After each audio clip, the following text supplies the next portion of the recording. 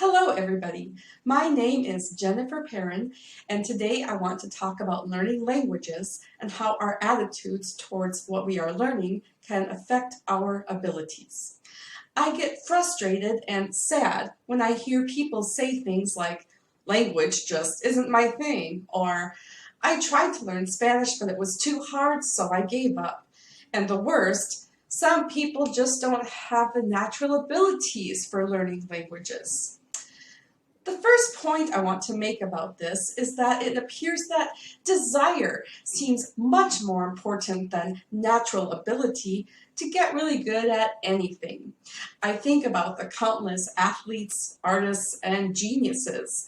I remember a violinist who told me that he struggled for over a year just to get his bowing and fingering right long before he became a virtuoso. He didn't stop because he enjoyed it. There is a drive, whether implicit or explicit, that motivates us to keep practicing, keep making mistakes, and keep learning. Another important point to consider is that the human brain is wired for communicating, which means it does have a propensity and, for the most part, the ability to learn a language. While a baby acquiring its first language has a distinct process from an older person learning another language, the ability to learn is still there, in a similar way that we learn to play an instrument or even to turn off the lights in a new house. Our time during the pandemic is a quintessential example of our neuroplasticity in our brains, which translates to our adaptability in changing the way we live. Desire and adaptability aside, in my opinion, the most understated factor is in our attitudes.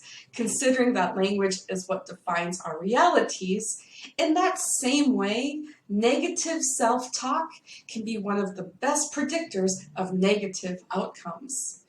I think that we as people, as much as we know this, cannot forget the immense power that words and language can affect our feelings, attitudes, and yes, even abilities. This power of language cannot be underestimated. Anytime we talk to anybody, including ourselves, and maybe especially ourselves, the words and other features of language, such as sarcasm, can actually affect how well we do something. We know about the self-fulfilling prophecy of, oh, I'm going to bomb at this presentation or test or speech, and then we do, because of all the stress we were imposing upon ourselves. Well, that negative self-talk is what caused the stress and put up that wall between strategies and success. It kind of freezes our abilities to think. So positive self-talk is essential for our confidence and ultimately our cognition. My theory about when we try something over and over and over and over again and still not getting it right is that we're not learning it in the right way for us. Our way of thinking, analyzing, processing, synthesizing, and applying is somehow not fitting with the way we're learning to do it, or vice versa. Maybe it's because we are mostly using other parts of our brains for most of our cognitive tasks. Or maybe we are not doing enough cognitive tasks on a daily basis. The language centers mostly reside in our dominant, usually the left hemisphere. And we all know that when we don't use something, we lose it, or it might atrophy. This could be the case for different types of cognition as well. Does this mean that it's impossible to learn a new language or become successful communicators with it? Not at all. It simply means we have to take a different approach because, as we know, not everybody learns the same things in the same ways. This is why it is extremely important to put yourself in the same place with other language learners, whether it's a classroom, a meetup, a Facebook group, or language learning events. It's extremely useful and maybe even essential to talk to other people about the processes and strategies that they are using. Compare the way that other people do it with your own approach. Experiment with ways you are learning from others until you find some strategies that are right for you and the way that you think and practice. Also, think about the last time you had a challenge that you finally succeeded in. What was the problem and how did you succeed in that? I like the forest and trees metaphor. For example, were you looking at the forest, the big picture, but not seeing those trees, those little details? Or maybe you were looking at those little details, the plants and shrubs, but not seeing the whole forest. Or maybe you were just looking at the wrong trees, or paying attention to the leaves instead of the trunks or roots. Details of a certain kind, right? One advantage of being an older language learner over the age of 6 is that as we grow, we become more cognizant and learn more about ourselves. We understand how we think, how we process new information, and we learn what works for us and what doesn't. The last thing to keep in mind is that it is ultimately up to us to learn. No teacher, no program, no machine can do it for us. I've seen too many students just plop down with this, "I'm a sponge, please fill me with the knowledge and skills," look on their faces on the first day of a course. Right?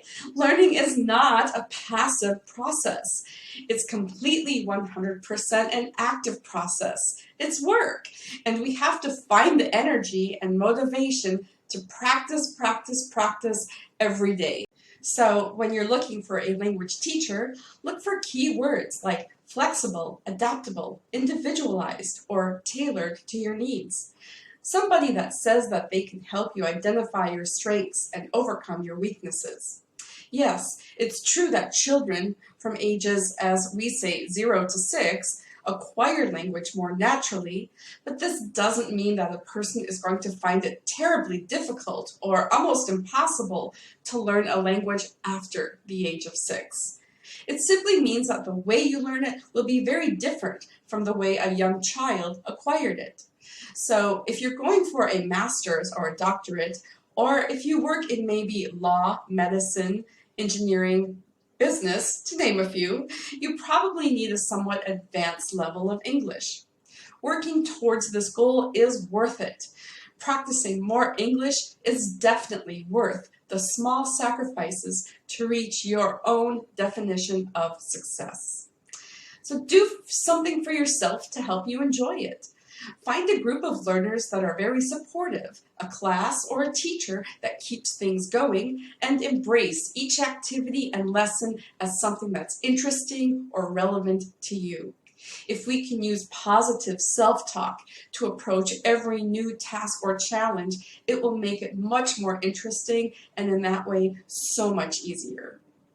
So don't give up on yourself or your English. You can do it, and it is possible. Maybe you just need to think about how you're learning in a whole new way. In the comments section below, please let me know your challenges and how your attitude has affected your learning.